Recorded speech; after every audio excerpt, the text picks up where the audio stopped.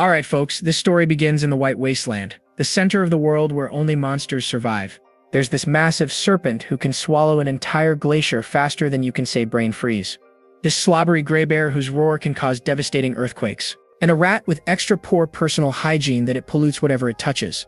But an emperor, one of the only people to ever return alive from that frozen hell, once told a very different story. He warned everyone that the most dangerous thing you could find in the wasteland is not the monsters. Speaking of which, a massive battle is currently kicking off up there. A girl with long white hair stomps down, crushing a giant scorpion monster. Another warrior grabs one of the scorpion's arms and completely rips it away with a loud roar. Then a third warrior approaches calmly. In a flash of purple light, he effortlessly slashes the monster into pieces. He looks on at his screaming comrade, completely unimpressed, muttering, "Only barbarians would be proud of being so ignorant." He's clearly had enough of these brutes. The girl pops up and asks, "What's ignorant? Can you eat it?" Before he can even answer, the other two start chomping down on the foul, stringy green meat like it's a 5-star meal. What is wrong with these people? He's in total disbelief. Didn't I literally just tell you that thing would kill you if you ate it? It's been less than a week and here you are again. He growls, looking like he's about to lose it. The girl and the bald dude give a proud thumbs up. It was a most noble challenge. And just like that, the bald guy's face freezes. He starts convulsing and foaming at the mouth. He collapses and a torrent of green bile erupts from his mouth. The girl can only scream in horror. She panics, slapping him over and over. Watching this whole disaster unfold, the silver-haired man just looks away. Man, this wasn't the life he wanted. See, he used to be a human who would dream of a world filled with magic, so he quit his job and climbed the tallest mountain on Earth to find it. He explored the deepest canyons and even reached the far edges of the world. But reality was a disappointment. Every single night he prayed to wake up in a fantasy world, like in those isekai novels. And you're not going to believe it, but one day, his prayer was answered. We zoom over to another part of this snowy land. A lone carriage pushes through the blizzard, protected by a squad of mercenaries. One of the mercs is whining about the cold. His captain just tells him to bundle up or freeze to death. But the guy keeps complaining that crossing the wasteland is a suicide mission, no matter the paycheck. The captain just shuts him down. "You all knew what you signed up for, didn't you?" "Yeah, but we didn't know it would be this bad," the merc shoots back, shivering. Inside the warm carriage, an old butler listens to their bickering, totally unimpressed.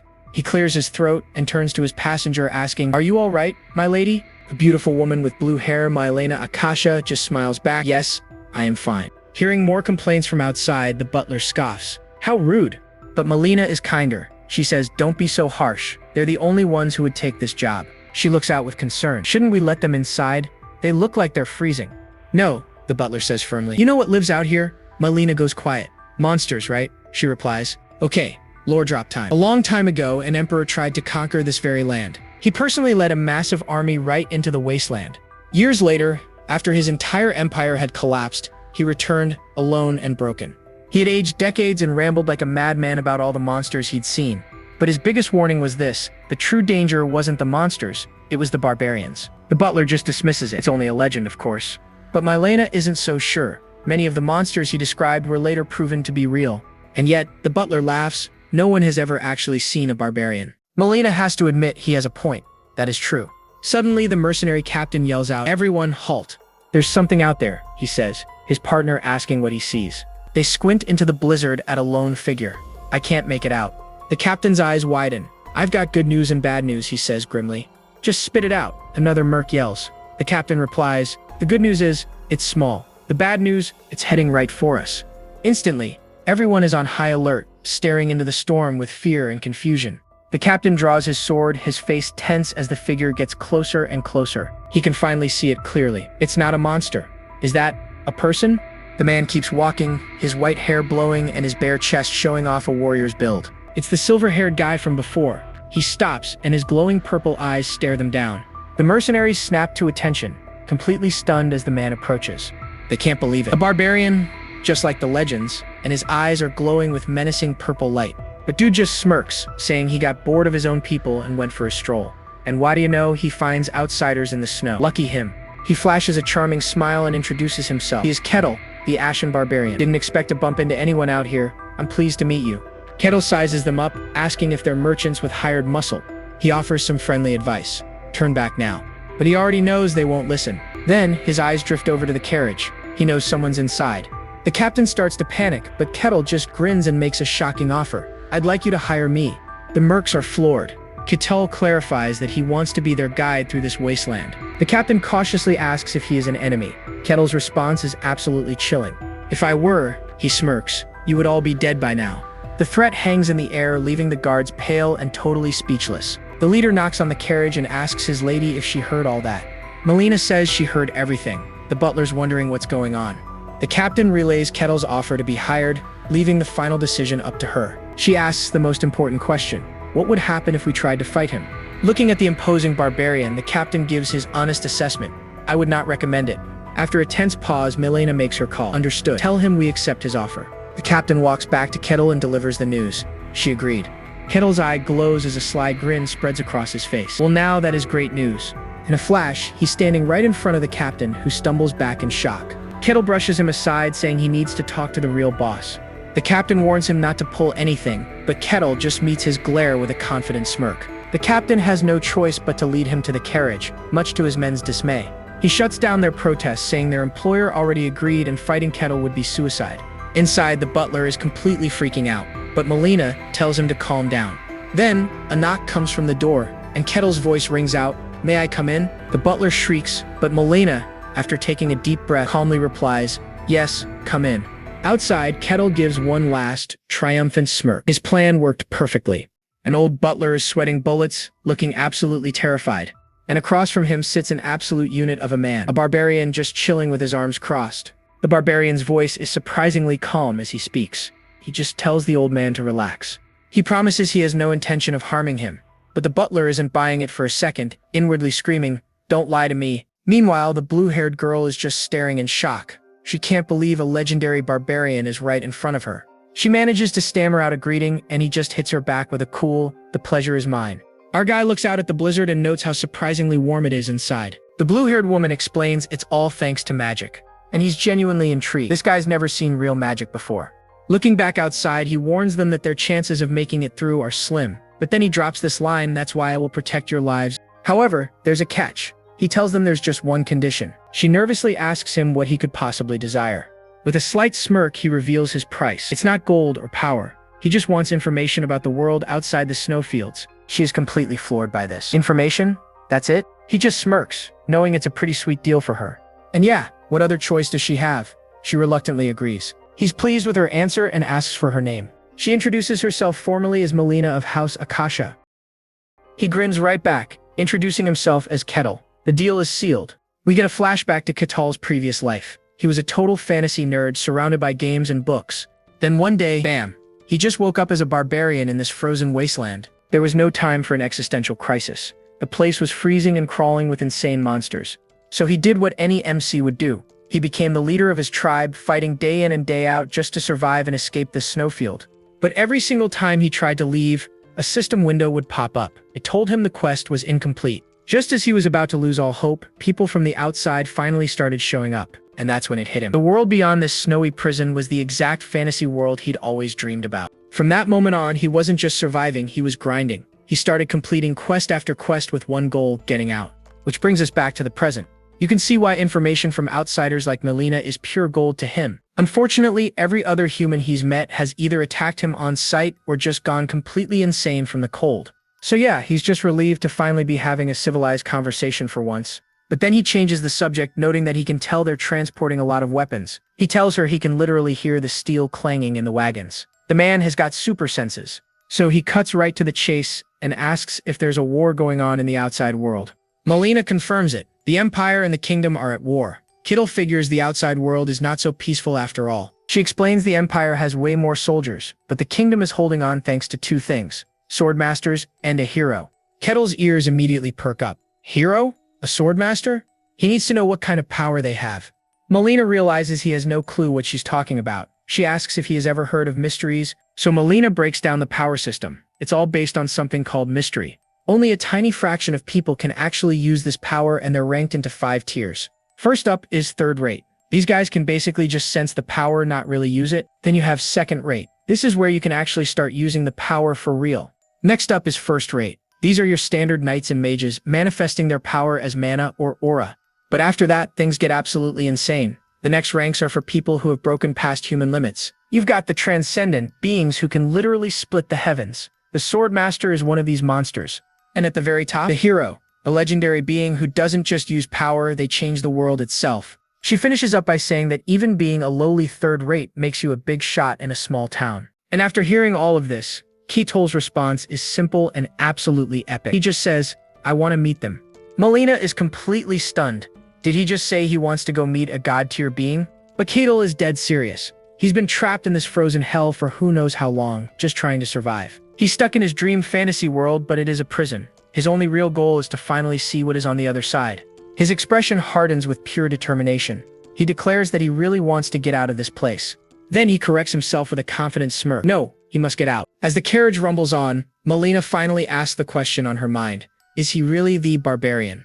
He doesn't deny it, pointing out that she clearly seems to have heard of him. She confirms it, telling him she knows him from the legend. Now Ketil is the one who's completely surprised. There is a legend about him? Melina can't believe it. How could he possibly not know his own legend? Ketil just laughs, remembering some crazy knight he met once. So that guy was the emperor? He chuckles. He plays it cool though, smirking and telling her the legend is probably correct. But he quickly brings the conversation back to the important stuff. Why are they hauling all these weapons across a frozen wasteland? She clearly does not want to answer, stammering for a response. But Ketil's stare is intense, and she finally cracks. Her family is desperate for money. Turns out her family used to be rich merchants, but they got sabotaged by rivals and are now drowning in debt. Ketil's brain works at light speed. He immediately deduces she is selling weapons to the kingdom for their war against the empire. His logic is flawless. The empire has a huge army, so they do not need weapons. The kingdom, however, must be desperate for them. He notes that high demand and low supply means a huge price tag, big enough for her to risk her own life. He keeps going, guessing that her territory must border the empire, forcing her to take this completely insane route. Melina is just speechless. All she can do is confirm that he's 100% correct. She's totally shaken. The legends painted him as a mindless brute, but this guy is an absolute genius. She wonders who he really is. But before he can answer, the carriage jolts to a stop. Then, a blood-curdling screech. While everyone else panics, Ketil remains perfectly calm. He knows exactly what is happening. They have got company. Out of nowhere, a monstrous black slime erupts from the snow. The entire party just freezes in absolute terror. Ketil just squints at it, but Melina confirms their worst fears. This thing is a legendary monster straight from the history books. She explains this snowfield is a graveyard for powerful warriors. The few who survived all warned of this exact beast. But Ketil just grins like an absolute madman. He says, of course, they're chewy and make decent snacks. Melina's jaw just hits the floor. You eat them? He tells her to go catch it herself if she's interested, leaving her completely speechless. But the monster isn't waiting for a dinner debate. With a terrifying screech, it lunges straight for them.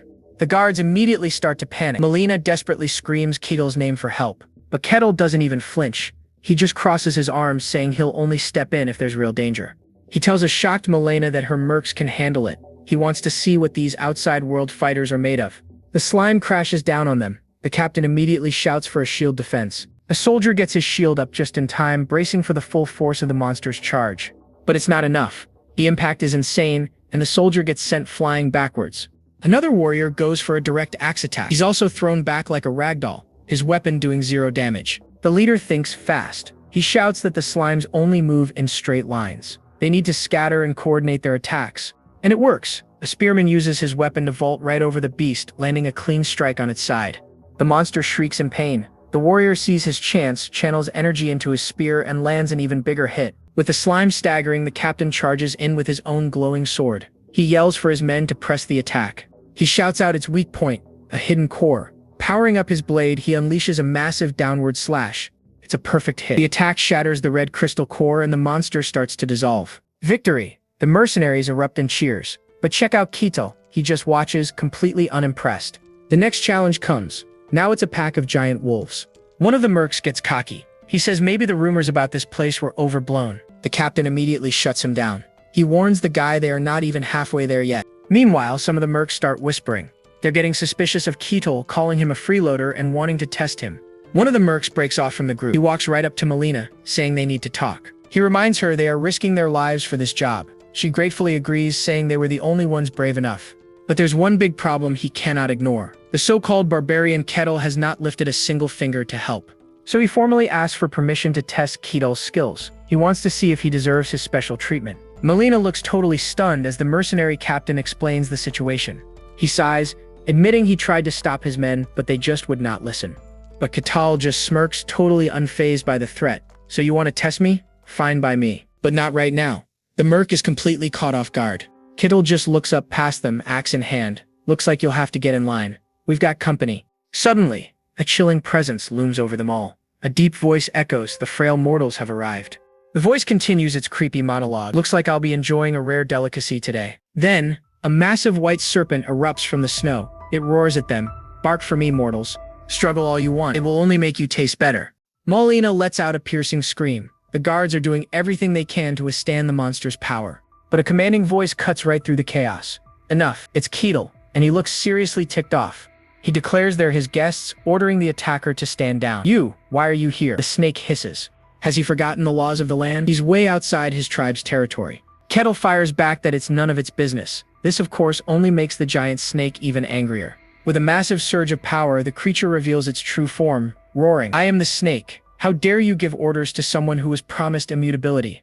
Ketal has heard enough. Then you need to be taught a lesson, he says, before throwing a punch that unleashes a devastating shockwave. The blast slams directly into the giant snake and creates a mushroom cloud of crackling blue energy. The sheer force of the impact is insane, sending the other barbarians flying backwards. Molina is knocked clean off her feet as one of her men screams her name in a total panic. When it's over, the snake's head is just a bloody mess in the snow. Ketal coldly remarks, you're the type who only listens after a beating. Molina can only stare, completely stunned by the display of power. Lord Ketal, she whispers in disbelief. With his eyes now glowing a menacing purple, Ketal tells her he'll be right there after he finishes cleaning up the trash. He stomps the ground, shattering it with dark energy, then launches himself forward with blinding speed. Another massive explosion rocks the plains. A few minutes later, Mylena and the butler are shocked. The mercs are now begging Ketal for forgiveness. Inside the worn carriage, Ketal is surprisingly calm. He tells them he understands not trusting a total stranger. The journey continues, and somehow the butler has been kicked outside. Poor guy. Ketal turns to Mylena, his expression dead serious. That said, there is something I am curious about. He asks why a noble lady like her would personally risk her life on such a dangerous trade mission. She hesitates for a moment, then admits she's the daughter of a concubine, basically the second wife of Lord Akasha. She explains that her mother was used in a political marriage and then totally abandoned, left with zero power. Clenching her fist, she confesses they're treated like servants. They're basically family in name only. I volunteered for this trade mission, she declares, which clearly catches Ketal completely off guard. Her reason is simple but powerful, because someone has to set an example. A small smirk plays on Ketal's lips. He calls her intelligent, ambitious, and a greedy one. Molina is totally floored by his words, but before she can respond, a sudden jolt from the carriage interrupts her. A voice calls out that they've finally arrived. Stepping outside, her men just gasp in total awe. The endless blizzard has completely vanished, replaced by a vibrant, lush green valley stretching out before them. After thanking Ketal, Molina says her trip back will be easy, since she won't be packing weapons after selling the goods. But she can't let his earlier comment go. She turns and asks what he meant by calling her ambitious. He says he meant exactly what he said. He knows her once powerful family is now on the brink of financial ruin. He connects all the dots. If she succeeds where the main family fails, she'll win everyone's loyalty. He asks, your goal is to seize control of your family, isn't it? She admits he's right. Ketal just smirks, noting that the story of a cast-off heir rising to power is a classic. Molina is shocked. This barbarian is genuinely smart. He's way more clever than anyone she has ever met. Thinking of the incredible power he has, an idea sparks in her mind. She asks if he's ever thought about leaving the snowfields. How would you like to join me? She asks boldly.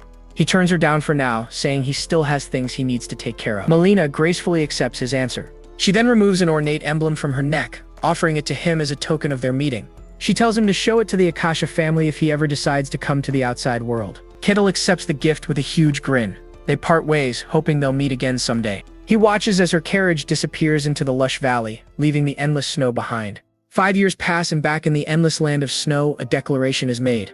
Finally, all conditions have been met. A series of system notifications suddenly pop up, confirming a quest is complete and the rewards have been distributed. And then the message he has been waiting for finally appears. You may now leave the snowfields. Ketal stands at the edge of the snowy wasteland, ready to finally step into the fantasy world of his dreams. With a confident smirk, Ketal looks ahead, totally ready for a new beginning. It's time to take his first step into the fantasy world.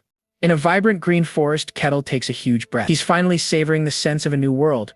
The smell of grass, wild beasts, and fresh river water, it's a world away from the frozen wasteland he escaped. He cracks open his eyes, a massive grin spreading across his face. Nice. Very nice. But then, his whole vibe shifts. He whips around, his eyes locking onto a frozen mountain peak in the distance. "You cursed snow! Let's never meet again!" he roars, finally tasting freedom. This is the fantasy world he's always dreamed of, a land of pure wonder he thought was impossible to reach. The journey here was a total nightmare, but he survived. And now, he's going to enjoy this world to the absolute fullest. I'm talking magic, swords, dragons, and elves. The whole fantasy package. That burning desire for a new life was the only thing that kept him going. Back in the snowy plains, just wanting to survive was never enough. As he wanders through this paradise, something shimmering in the distance catches his eye.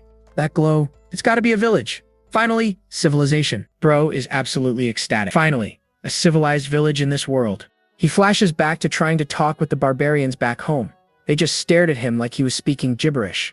Man, he misses actual conversation. He starts rehearsing his intro. Should he go with a simple hello or the classic isekai, what world is this? He decides to just play it cool and be a gentleman. With a plan in mind, he starts sprinting towards the lights. Meanwhile, in a peaceful clearing, an elderly elf addresses his people.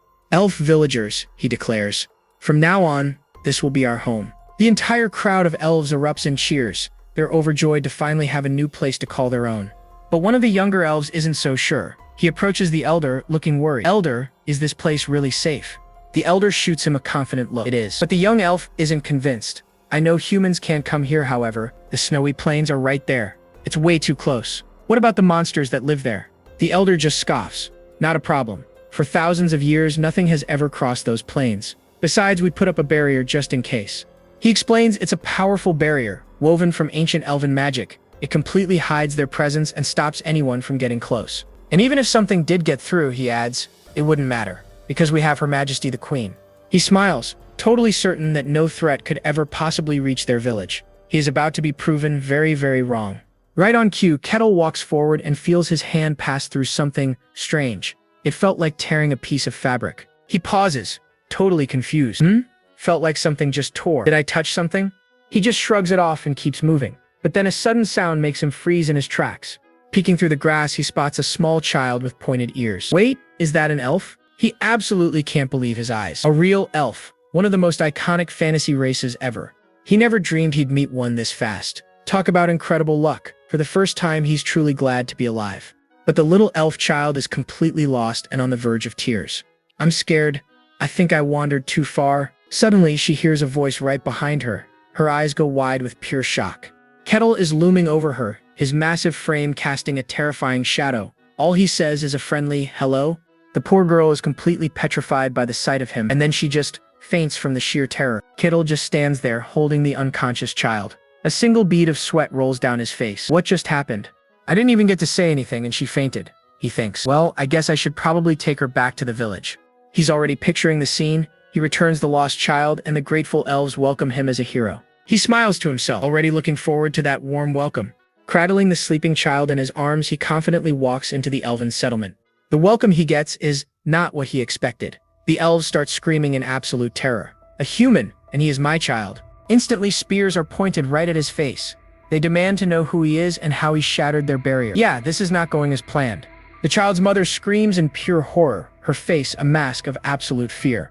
The elder is in total shock. Impossible. This land is untouched by humans. The barrier was perfect. How did he get in?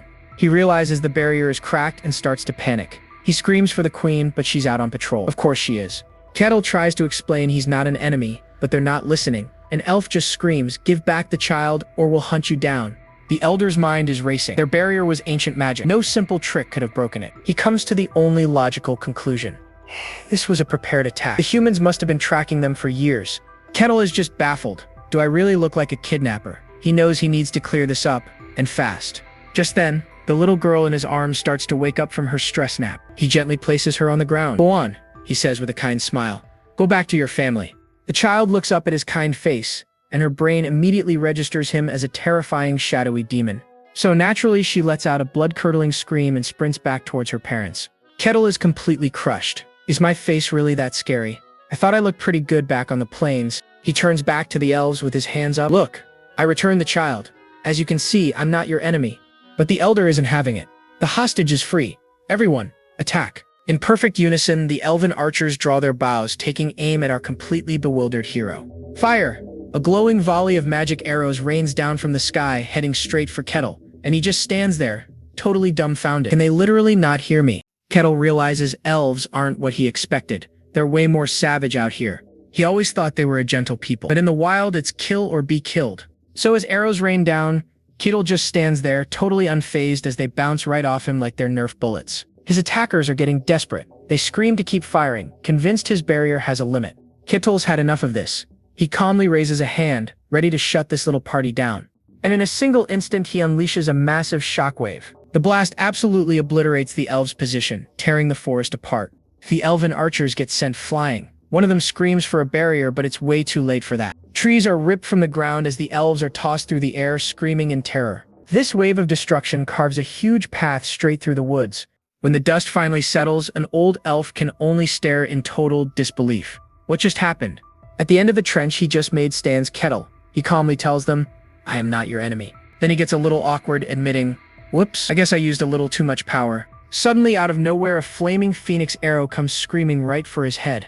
It connects and erupts in a massive explosion right where he was standing. The old elf and his companion are completely confused. Just then, an elegant elven woman lands gracefully on a nearby cliff. And it's none other than Helia Royce, the queen of the elves. She demands to know what's going on. The elder immediately shouts that a human attacked them. The queen's face goes cold. She realizes this place isn't safe for them either. But Ketul just walks out of the smoke without a single scratch. "Hey wait, I'd appreciate it if you could listen to what I have to say."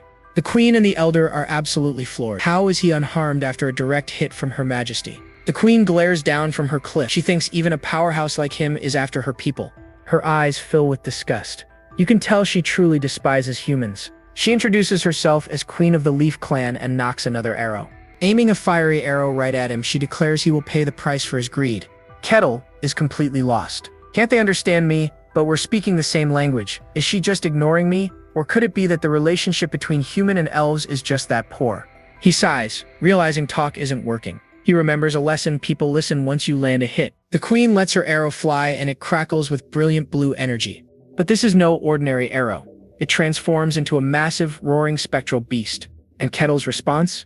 He just clenches his fist, gathering an insane amount of power. He throws a single punch and a devastating beam of pure force slams right into the magical beast.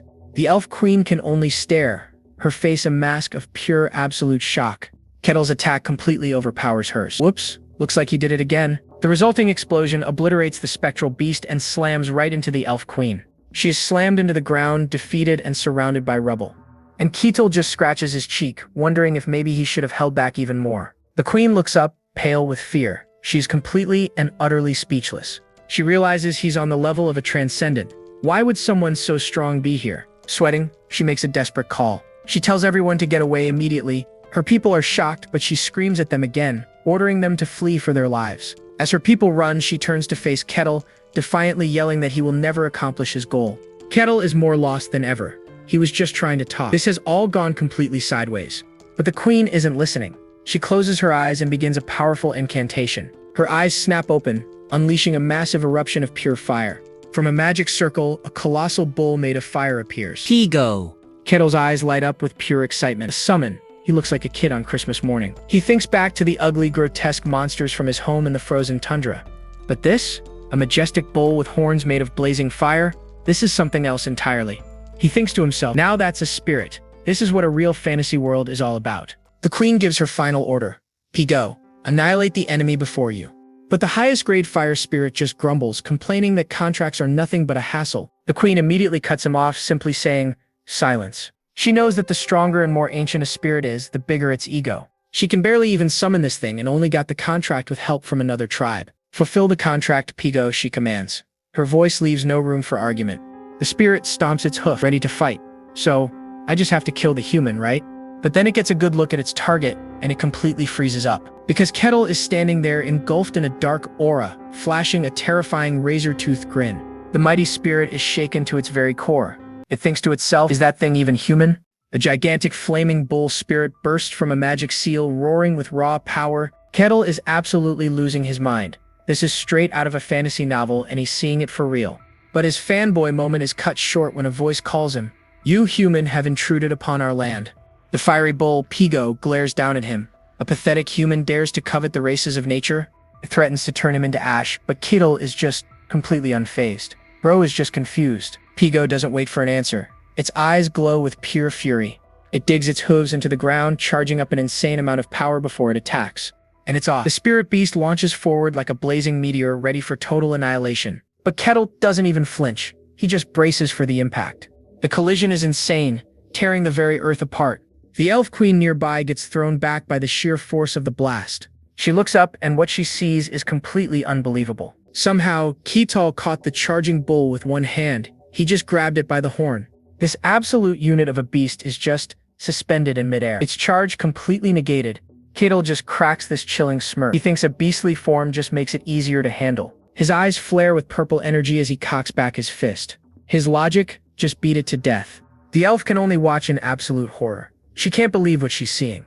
And with a single punch, Kettle connects. A blinding flash of light erupts from the impact. The shockwave carves a massive trench straight through the entire forest. This explosion is so huge you can see it from space. It looks like a mushroom cloud. Back on the ground, the landscape is completely obliterated. The elf screams as the fiery aftermath rushes towards her. When the dust finally settles, she collapses to her knees, staring at the devastation. She can only whisper, "This can't be real," gazing at the massive crater he left with one punch. She looks up at Ketal, who's just standing calmly at the crater's edge. Absolutely terrified, she lowers her head and begs him to spare her people. But Ketal calmly looks down at her. He says, "I am not your enemy, elf." She looks up, completely stunned by his words. What is happening? Turns out, this was all a massive misunderstanding. A really bad one. She bows her head in shame, apologizing for judging him so quickly. She explains they thought he was an enemy because he'd just returned a lost elven child. Now she feels terrible. Kettle gets it. Other humans drove them to be this cautious, but he's still a bit bummed they didn't let him explain. She asks cautiously, just to be sure, he's really not one of the humans chasing them, right? He confirms it's his first time even seeing an elf. He's from the White Wasteland, where they don't exist. Her eyes go wide. The White Wasteland? Kettle just owns it. The Ashen Barbarian of the Wasteland. That's what they call me. She's in total disbelief. She didn't even think humans could survive there. She asks if others could have come from the Wasteland too. Is there an army of Kettles out there? Kettle just crosses his arms. Who knows? But I seriously doubt it. He explains the Wasteland has strict rules that even giant, powerful serpents can't defy. But for some reason, a special hidden quest allowed him to bypass those rules. He's pretty sure that was a one-time thing though. A very rare exception. The elf breathes a sigh of relief. Then Kettle asks if the creature she summoned was okay. He starts sweating a little, remembering he, kind of punched that bull in half. She tells him not to worry. It was a spirit, not a summon. Forcibly unsummoning it just sends it back home. Feeling like she owes him big time, she offers to do whatever she can to help him. Now Ketel's interest is piqued. A spirit, huh? He immediately wonders if non-elves can make contracts with spirits too. The elf's face falls. She tells him that might not be possible. She clarifies that only humans with a deep connection to nature can do it, so for a guy like him, it's probably impossible. She trails off, but then she gets an idea. If you really want to contract a spirit, she says, go to Elfo Sagrado. Ketal repeats the name, intrigued. It's the holy land of all elves, where their god lives. If it's possible anywhere, it's there. Kettle is hyped, but he's gotta ask, would a human even be allowed in a holy elven land? Normally, no way, but with her introduction, it should be fine. She'll tell him the secret location. This place, Elfo Sagrado, is the dream destination for anyone who studies elves. She explains that letting a human near a place more precious than life is a huge risk. No elf would normally do this. But still, she wants to believe in him. She wants to trust him. Take this with you, she says, offering him the glowing red crystal. He gratefully accepts the gem, a sign of their new alliance. She warns him that even if he gets there, the elven god might still test him. But she has a feeling he'll pass.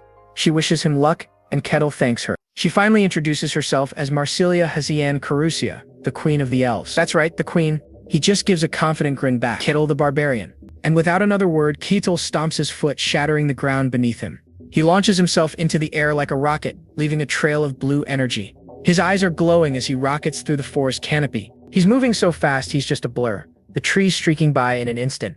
From above, he looks like a freaking comet, carving a path through the landscape with a massive shockwave. Meanwhile, at the border of the Varkan territory, a sudden powerful tremor rocks a fortress. The guards are panicking. They have no idea what's happening, only that something is coming fast. A massive object plummets from the sky, leaving a trail of smoke as it heads straight for them. With a heavy thud, a figure makes a superhero landing, kicking up a massive cloud of dust. The guards are completely frozen in terror. They know exactly who just dropped in on them.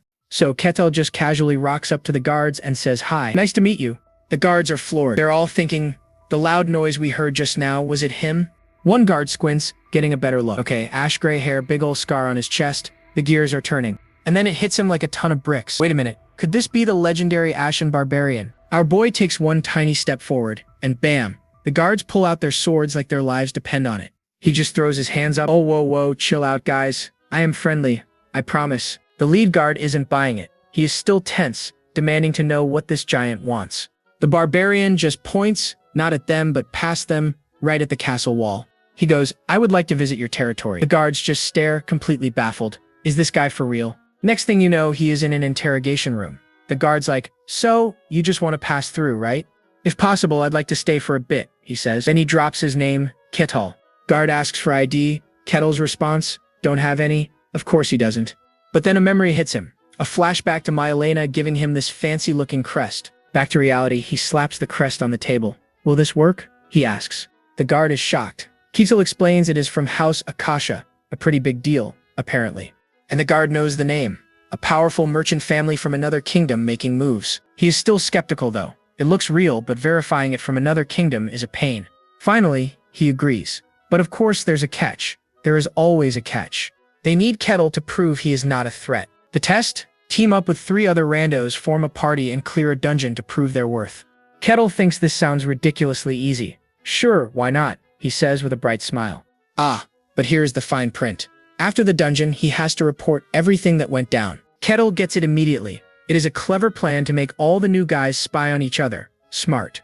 The guard is a little flustered that he figured it out so fast. Are you really a barbarian? Kettle proudly confirms it. I am. The guard is floored. He thought barbarians were just dumb brutes. He wraps things up real quick after that. Meanwhile, in the waiting room, we meet our next winner. Alessandro Tyrannus, a so-called paladin, entering a dungeon with a rat that goes after people's pouches. This is so tragic, he mutters. A thief named Casson Hark hears him and immediately starts roasting him. You picking a fight, old man? You mad cause a thief ripped you off? Tyrannus explodes, calling him a bastard. Casson just laughs, pointing out how ragged his armor is. Was he even a real paladin? He even calls Tyrannus a bottom feeder, just like him. Oh, the paladin is fuming now. But the last straw is when Casson makes fun of his name. That is it. Sword is out. Casson grins, totally ready for this. He pulls out a dagger dripping with poison. You think your tin armor can protect you from this? He challenges. Their blades clash, but a third person steps in to break it up. A nun, of all people. Could you please stop? Meet Hayes, the cleric. She is already wondering how she is supposed to clear a dungeon with these 2 clowns. She knows they're waiting on one more person, and she is already dreading who it could be. Just then, the door opens. The guard announces their final party member has arrived, and in walks a massive shadow of a man with glowing purple eyes. Talk about an entrance. The whole room freezes. They're just staring, completely stunned by the size of this absolute unit. And then Kettle breaks the silence with a giant friendly smile. Hey ya, are you guys my new party? They are terrified. Tyrannus is thinking he is huge, Hayes is wondering if he is human, and Cassan just feels the pressure. The guard dips out, leaving them to get acquainted. Katal, completely clueless, happily starts introductions. Hi, I'm Katal, I'm a barbarian. He looks at Cassan, who is sweating buckets as he stammers out that he is a thief. Next up is our armored buddy puffing out his chest. I am a paladin, Alessandro Tyrannus. Kettle immediately latches onto that. Oh, a paladin? So you use holy power? Tyrannus starts sweating. Well, normally yes, but I am a special kind of paladin, so I can't use it. The nun steps up, looking a bit nervous. I am Hayes, a cleric of Colossia. Kettle's face gets serious. A cleric? And they're still questioning your identity? She gets all flustered.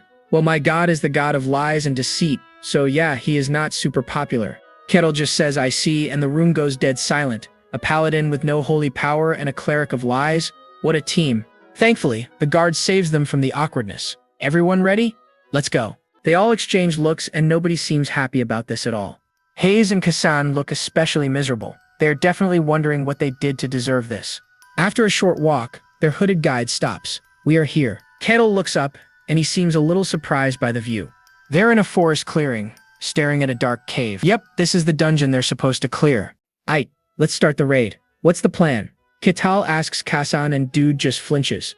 He stammers and calls the barbarian, Sir. Katal just laughs it off. He tells Cassan to chill with the formalities since they're a team now. Totally embarrassed, Cassan tries to play it cool and starts laying out the strategy. His plan is classic RPG 101. The warriors are on the front line, thief checks for traps, and the cleric supports from the back. Solid, right? Katal's totally on board with it, but Cassan looks like he's already regretting this whole adventure. With the quote-unquote plan set, Ketal takes the lead and gets ready to charge in. The team ventures into this dark, icy cave.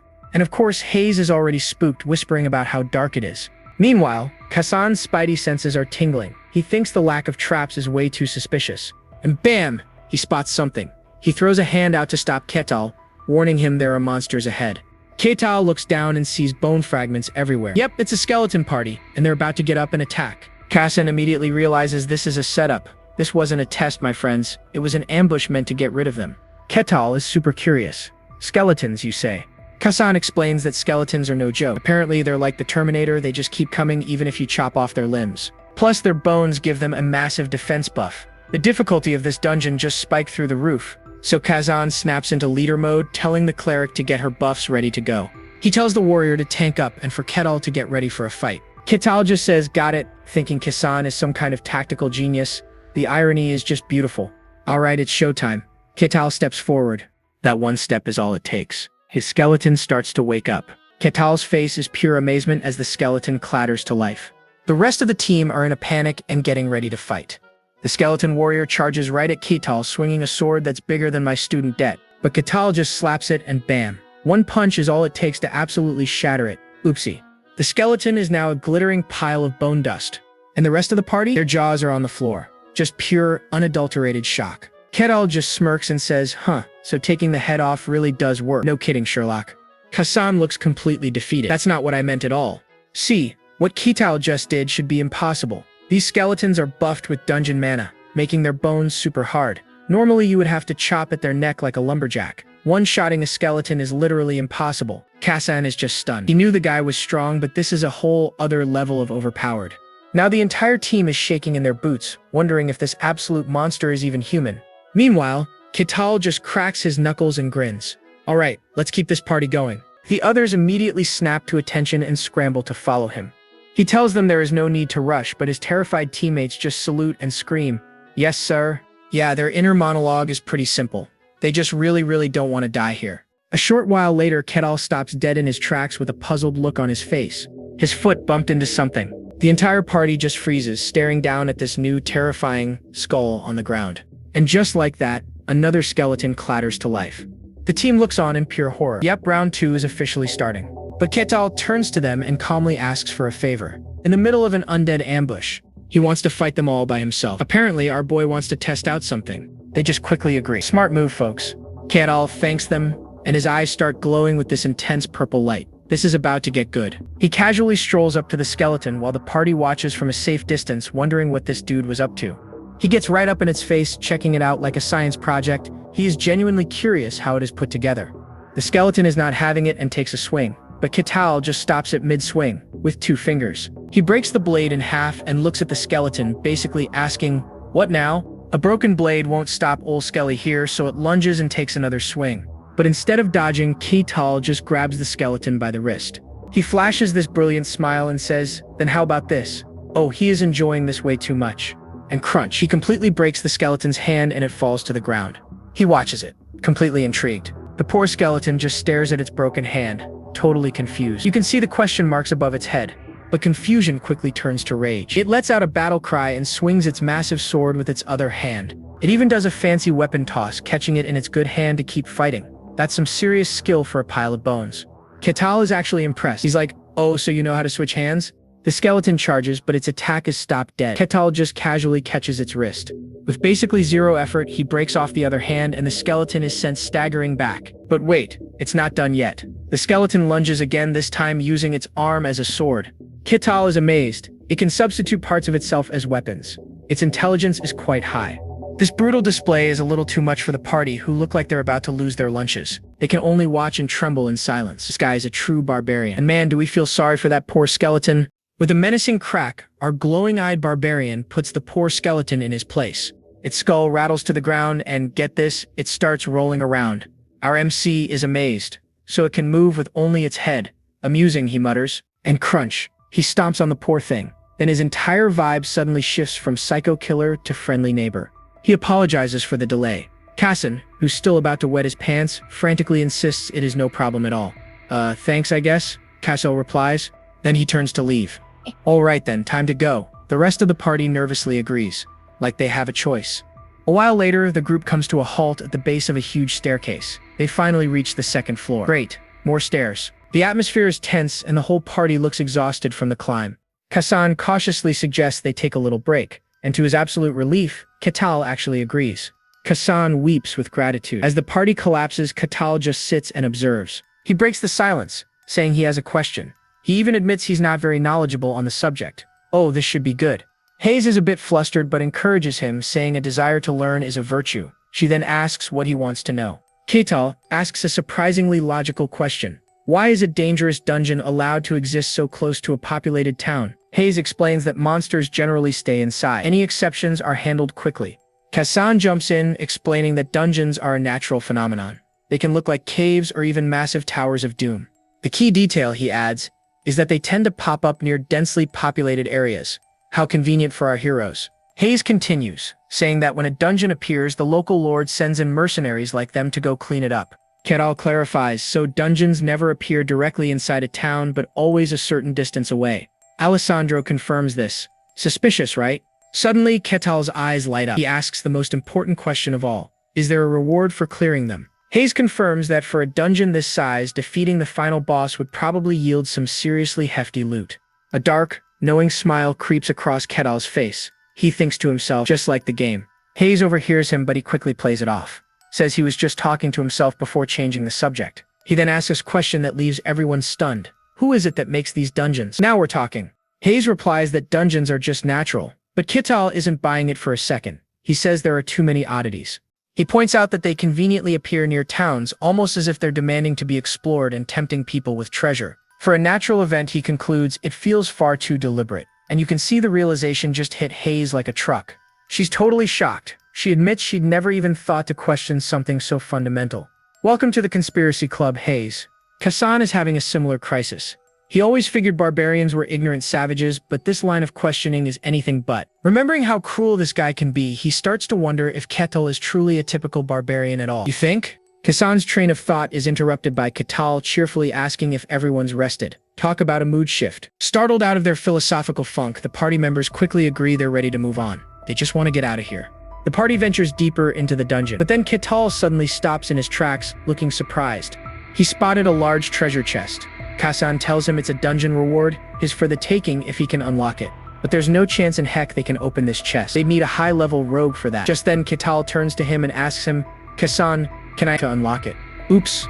Kassan is completely dumbfounded. Ketal just lays out the simple logic. That's a treasure chest, and you are a rogue. Can't argue with that. Ketal is genuinely excited, saying it is a rogue's job to handle chests, right?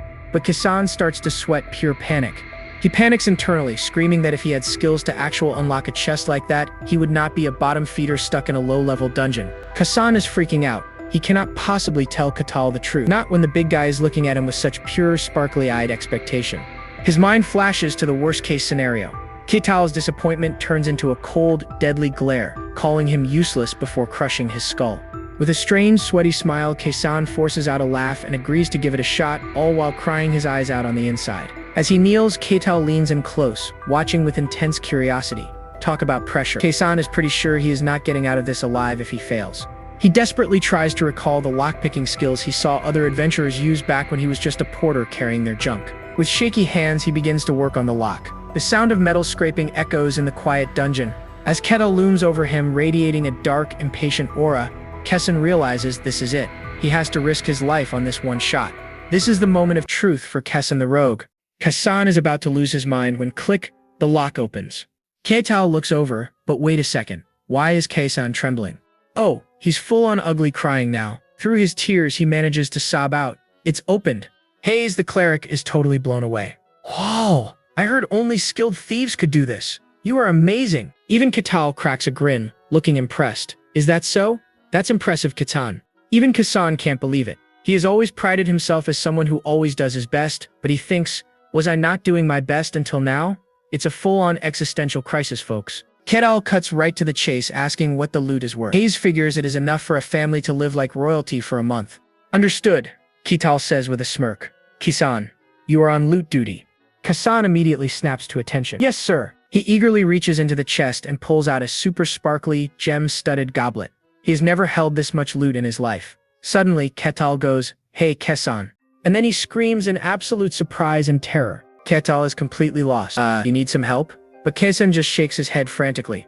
Does something hurt? Ketal asks. Keisan panics and yells, "No, I did not do anything." Yeah, the rest of the party has absolutely no idea what is going on. After that little bit of weirdness, the party continues deeper into the cave. Suddenly, Keisan calls out, "Wait, please stop. It is skeletons." Ketal sizes up the situation. Looks like 4 skeletons. I will handle 3 of them. The whole party flinches. Did he really just say that? You guys handle the last one, he says, looking all fired up. Keisan clutches his bag of loot, realizing this is a real fight. Alessandro just nods grimly. Understood. The moment Ketal takes a step forward, the pile of bones on the ground starts to stir. With a ton of rattling sounds, the skeletons begin to assemble themselves. Keisan watches, completely horrified. Man, watching bones put themselves back together is always creepy. The 4 skeletons rise, eyes glowing with an eerie blue light, and let out a collective silent scream. Ketal gives the order. Everyone, let the battle begin. Keisan is the first one to move, rushing toward the skeletons, his blade flashing. The first skeleton is taken by surprise, but just as Keisan is about to strike, Ketal intercepts them. He's holding 3 of the skeletons in a tight bear hug. You are spectating a rare spectacle. Do not interrupt. I will handle you 3. The 4th skeleton, now all alone, swings its sword down. But Alessandro is ready for it, blocking the blow with a deafening clang of his shield. Keisan flies into action. He leaps over it, daggers drawn and ready to strike. Meanwhile, Haze's eyes glow as she casts a spell, Shadow of Confusion. Alessandro takes the opening, swinging his glowing sword in a massive overhead cleave. The skeleton collapses to the ground. But hold up, they weren't able to break its core. The skeleton just reattaches its parts and attacks again. Ketal watches all this with a pleased smile. It is really impressive to see a party's core skills in action firsthand. Quite rare, he adds, before crushing the 3 skeletons he is holding with his bare hands. Boom! Well then, he says as the bones dissolve, with the obstacles cleared, let us enjoy the show. As the 3 party members prepare for the second round, they're all thinking the same thing. Somehow, this barbarian is testing us. Man, do they all look fired up. The poor skeleton blinks in confusion. It knows it's toast. Haze's eyes burn with intensity. If you show weakness, you will die. Fired up, Alessandro charges forward with a ferocious expression, overwhelming the final enemy. A flurry of red slashes fills the screen as the whole team goes all out. Finally, the skull clatters to the ground. With the fight finally over, the party collapses, panting from exhaustion. Ketal watches his exhausted party with a thoughtful expression. Those adventurers he met at the white snowfield must have been strong after all. This party could barely even clear 1 skeleton. So off they go to the next floor. There were more monsters, but with Ketal at the front, it was hardly a problem. Until finally, they get to the final floor. At the far end of a huge hall, a figure in ominous black armor sits silently on a stone throne. It is a skeleton knight. The realization hits Haze like a ton of bricks, and she starts trembling in fear. Ketal calmly turns to his party. Is this skeleton different from the others we have faced? The reply is grim. Yes, it is strong, quite strong. It can expertly wield a sword and shield and is a knight-level fighter. They have no chance of winning. Haze is terrified, thinking they cannot possibly handle this monster. Ketal asks, what happens if we cannot clear this and decide to retreat? Haze explains that if they bail, they need confirmation from the territory. If it is deemed a reasonable retreat, it is no problem. A slight smirk appears on his face as he looks at his tense comrades. That is reasonable, he says, agreeing with them. Meanwhile, the skeleton knight remains on its throne, its entire body pulsing with some seriously bad vibes. Alright, deep in the dungeon, we've got the final boss. A skeleton knight glowing with a menacing purple aura. It stands its ground, ready to throw down with our hero, Ketal. And Ketal just smirks. A skeleton that can hold its own form? Fascinating. My guy is easily amused. The skeleton knight doesn't care. It raises its massive sword, preparing to turn him into paste. Before anyone can even blink, the knight leaps into the air and bam! It unleashes a devastating energy wave. Haze throws up a golden barrier. She's trying her best, but you can tell it's not enough. And it shatters. But it's Alessandro to the rescue. He uses his shield to block the party. The whole group is sent tumbling. They are completely and utterly outclassed here. Ketal seems surprised for a split second. Even the party's tank Alessandro can't believe the insane power behind that single blow. Realizing its opponents are basically ants, the knight lunges forward to finish the job. But this time, Ketal is ready for it. No more standing around looking impressed. He meets the attack with a single devastating punch that sends a shockwave through the dungeon. The knight is sent flying backward and is completely deleted from existence. His party members can only stare. Their jaws are on the floor and their brains have officially short-circuited. Ketal just casually dusts off the dirt from his hands. Is that all? After that one-punch demolition, the party finds the real prize. a big old glimmering treasure chest. Ketal turns to Kasan and asks him to unlock it. Kasan panics immediately. No way. The lock is way too high level for his current skills. As Kasan explains that they'll have to leave the loot behind, Ketal just winds up and punches the chest. The chest bursts open, leaving Kasan and the rest of the party completely speechless. Again, Ketal just grins, saying this way is much better, and tells a dumbfounded Kasan to handle the loot. Poor Kasan is left utterly bewildered. If you could just break it, why did you even ask him in the first place? Alright, having cleared the dungeon, the party emerges from a cave entrance into a bright sunny forest. And suddenly, poof, the cave entrance behind them just collapses. Kasan explains that a perfect clear makes the dungeon disappear, which also means there was no secret room. The idea of a secret room just makes Ketal grin. That sounds fun too. This guy just wants more things to punch. Back at the city gate, the guard is shocked to see them return so quickly. He was expecting them to be paced. He nervously asks how the dungeon was. Ketal gives him a beaming thumbs up and says it was satisfying. The guard begins the official entry procedure, which involves interviewing each member of the party separately. He asks Hayes if the barbarian should be allowed to stay. After a moment, she hesitantly agrees. See, the guard's real job is to weed out dangerous elements, but both Kasan and Alessandro vouch for Ketal. They confirm that despite his monstrous strength, he didn't harm the party. The guard realizes he's not a typical barbarian. When it's Ketal's turn, he has nothing but praise for his teammates, calling them all excellent and reliable. This is highly unusual for the guard. Forcing strangers to party up almost never ends on good terms like this. Convinced, the guard grants them entry into the city, but he warns Ketal to stay out of trouble. He hands over the dungeon reward, a heavy bag of gold. Usually the guards confiscate the loot, but this time the guard decides to give it to them. Ketal happily takes the bag and declares they'll split it fairly 4 ways. The others immediately try to refuse. They know they did basically nothing, but Ketal insists the reward must be shared. With that settled, he cheerfully suggests they all go for a celebratory drink. The trio can only force some very awkward smiles and agree to go along with it. The moment he's out of earshot, they're practically in tears, begging to be released from this terrifying ordeal. Watching them go, the guard reflects on what he just saw. A barbarian who can fell a skeleton knight in one single hit. He's monstrously strong. We're talking at least knight level, or maybe even higher. This wasn't just any barbarian. He's the barbarian of legend, an alien existence in this world. Having made up his mind, the guard decides this is way above his pay grade. He has to report this to his lord. Later that night, at a grand estate, a powerful figure is writing a report by candlelight. There's a sudden knock on the door. A voice from a throne bids the person to enter. Inside a lavish hall, the guard from the city gate approaches the throne. With a sharp click of his heels, he addresses the man, "My lord." The man, Luke Barkin, lord of this domain, looks up from his work. "What is it?" he asks, his expression impossible to read. The first captain of the guard stands at attention, getting straight to the point. "A barbarian has appeared in the domain." Lord Barkin's voice booms, "So did you grant him permission?" The guard captain is sweating buckets, trying to explain himself. "I judged that it wouldn't be a major issue." Lord Luke Barkin, looking like he is about to fire someone, is not buying it. "Then what is the problem?" he snaps. The captain finally cracks. He is strong, he admits. "Like might overthrow your kingdom strong." Now Barkin is interested. He leans forward, all ears. "How strong are we talking?" The answer is absolutely insane. Apparently, this mystery man one-shotted a skeleton knight. Just poof, gone. Barkin is floored. You see, a skeleton knight is a big deal. It usually takes a whole team of pros to even scratch one, and this guy did it in one hit. But then he remembers the guy is a barbarian and scoffs. Clearly, he thinks barbarians are just big, dumb walking muscles.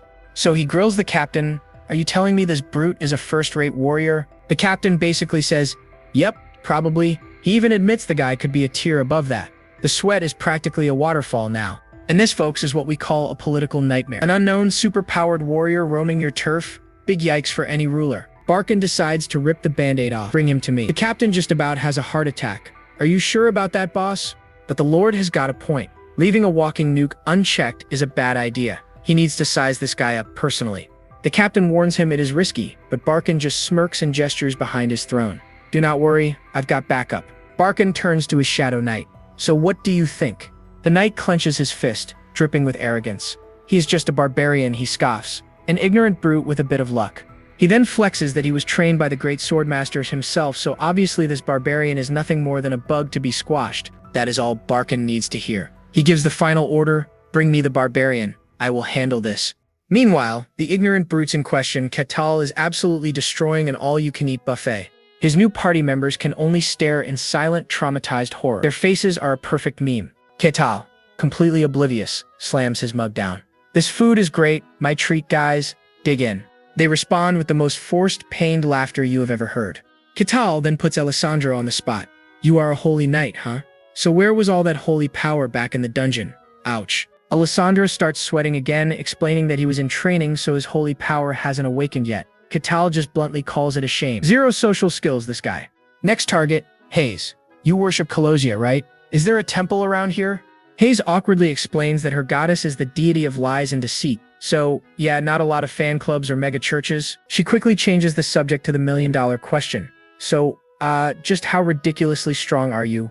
The other two snap to attention, curious. Kital just stares back, a chicken bone hanging out of his mouth, completely clueless. He basically says, I do not know, I just got here. Then he asks them, how strong is a skeleton knight anyway? The man has no frame of reference. Hayes gives him the rundown. A second-rate warrior can barely fight one. A first-rate warrior could probably win like he did.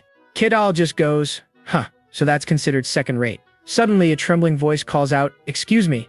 It's the shop owner, and he is terrified, stammering that they are closing. He probably wants this monster out of his tavern. Our boy cheerfully agrees to leave and asks if anyone wants to hang out later. Oh, you sweet, simple man. In perfect synchronized terror, the other three basically scream that they have to go wash their hair for the next 10 years. Kital gives a friendly wave. See you next time. Meanwhile, they are all thinking, let us never ever see you again. And I do not blame them. Finally, free of his terrified friends, Kital finds a room and collapses onto a bed. For him, this is pure luxury. He feels very lucky he could afford a room with his dungeon loot. After living in the snow, a lumpy mattress is basically a 5-star resort. He starts thinking about his future. He is finally out of the wilderness and wants to actually live a little, experience the world. His bucket list is classic adventurer stuff. See the Elf Kingdom, visit the Magic Tower, check out the capital, you know, the touristy spots. He falls asleep dreaming about all these. The next day, he's woken bright and early by banging on his door. He stumbles out of bed and swings the door open. And look who it is. It is our favorite sweaty guard captain from the castle. Kital is shirtless, looking like a walking mountain of muscle, and just grunts. What? The poor captain practically jumps out of his armor. The captain takes a deep breath and delivers the message. The Lord wants to see you. Well, this should be interesting. Okay, so the big boss of this entire territory wants to have a little chat with our boy Kital. And of course he grins and accepts immediately. He's a fanboy in a brute's body after all. He's like, cool, let me just grab a shirt. The poor guard is just sweating, thinking this has to be a trap. Why did he say yes so easily? So they start walking through this bustling fantasy town, and Kital is just soaking it all in. He only saw it at night before, but the daytime graphics are apparently pretty impressive. He hits the poor, flustered guard with a cheesy grin and a big thumbs up. He's all like, if this is a lucky fantasy, sign me up. The guard looks like he wants to just disappear. Not much time left on his shift. He'll just try not to make eye contact with the barbarian as much as he can. Finally, they get to the big doors. I've brought the barbarian, my lord. The massive doors swing open, revealing the lord himself, gesturing them inside. Kital steps onto this ridiculously long, fancy red carpet. Talk about a VIP entrance. The lord extends a hand, introducing himself as Luke Barkin, the ruler of this land. And get this, Kital actually shakes his hand and gives a slight bow. Even introduces himself properly. Lord Barkin's brain just short circuits. A barbarian bowing? It does not compute. Barbarians never bow their heads. It's a sign of weakness. He was expecting some savage, not this polite dude. Barkin tries to play it cool. Well, look at you learning some manners. Then he gestures for Kital to have a seat. Kital takes a look around the super lavish room, geeking out over the classic medieval castle aesthetic, but then his eyes lock onto something. Uh-oh. It's a knight in full on shining armor just standing there. And our boy's inner nerd is screaming right now. He is totally starstruck seeing a real-life fantasy knight. But when you're a barbarian, simping hits different. The knight's eyes widen in surprise. He's sure about it. This look is bloodlust. He can't believe this barbarian would reveal this much bloodlust in his lord's presence. Oh, if he only knew the truth. The knight is absolutely furious. He thinks this guy is dead and his hand immediately goes for his sword. But before things get messy, Lord Barkin cuts in saying he just has a few questions. Kital is sipping tea like it's nothing. As you wish. What do you want to know? The Lord's first question is a big one. Where did you come from? Kital gives a little smile and answers all cryptically. I come from the coldest place, a world covered in white. And bam! Both the Lord and his knight look completely shocked. He's talking about the legendary white snowfield. Yep, this confirms it. Barkin is sitting across from the barbarian of legend. Barkin says it's hard to believe, but Kital is just chilling. He's like, believe it or not, your call, buddy. So Lord Barkin switches it up. Alright, let me ask this. How strong are you? But what he is really asking is, are you going to be a problem for me? Kital points out that's the wrong question. He has zero context for the power levels in this new world. The Lord and his knight exchange a look. I see a plan forming here. So Barkin proposes a classic test of strength. Friendly spar with his knight for a nice reward. You could literally see Ketal's ears perk up at that. The Lord has to add, not to the death, okay? Let's keep it clean. Ketal just grins. Sounds good to me. The Lord seems a little surprised he agreed so fast, but Ketal is totally psyched. He gets to fight a real fantasy knight with aura powers. This is better than any video game. Lord Barkin clenches his fist, thinking, yep, a barbarian is a barbarian. All they care about is a good fight. Oh, you're a poor, misunderstood MC. And just like that, we cut to a massive arena. Lord Barkin is watching from his private box seats.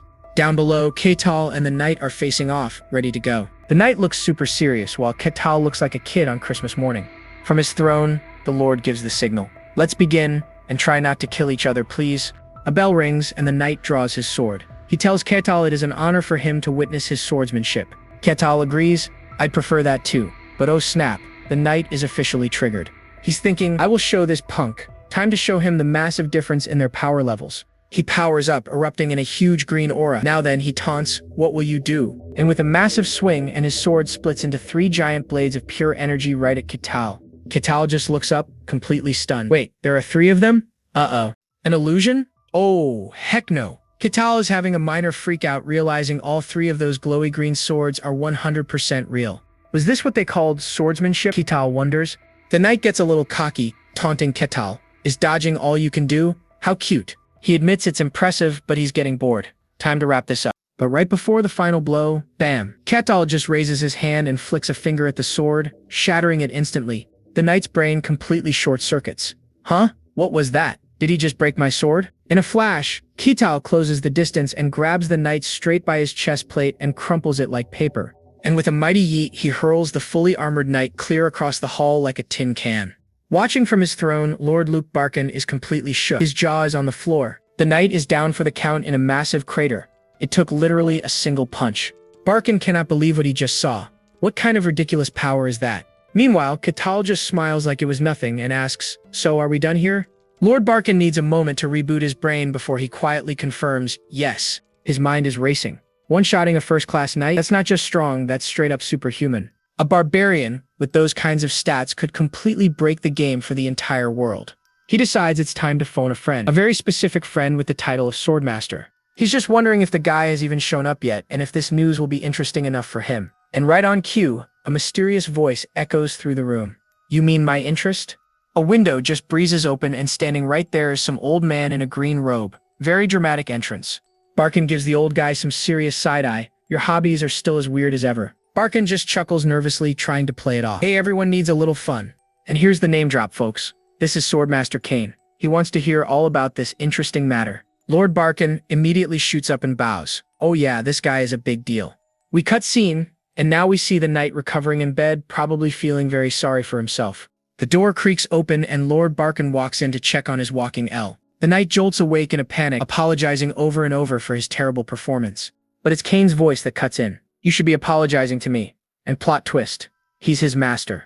Kane points out something strange. His armor got absolutely wrecked, but the knight himself doesn't have a single scratch. His conclusion? The barbarian wasn't a mindless brute. He controlled his power with insane precision just to spare him. That kind of control puts him way above a normal knight. He's at least at a superhuman level. And hearing this, both Barkin and the knight look like they've just seen a ghost. Barkin asks how the barbarian compares to Kane, who just scoffs. I'm a swordmaster. Brute strength can't touch this. But Barkin brings up a weird detail. Ketal had all that power, but there was no aura, not a single trace. Barkin confirms his theory. He believes Ketal is from the infamous White Snowfield. This gets Kane thinking. He's heard legends about the people from that region, or maybe they aren't exactly people. Could he be a heteromorph, a non-human creature just walking around in plain sight? But Kane quickly dismisses that. A real monster would have just turned the knight into a fine red mist without a second thought. Still, the big question remains. Why would someone from the literal edge of the world suddenly show up here? Kane brushes off the concern, muttering something cryptic about the Emperor and his weird requests. He tells Barkin it's nothing for him to worry about. Classic, it is above your pay grades line. The Swordmaster's focus shifts. So, is this barbarian still around? Barkin confirms that he is. With a determined look, Kane decides it is time to go check this mystery man out for himself. That's a wrap on this recap. Hit that subscribe button to help us keep pumping out awesome content. Catch you in the next one.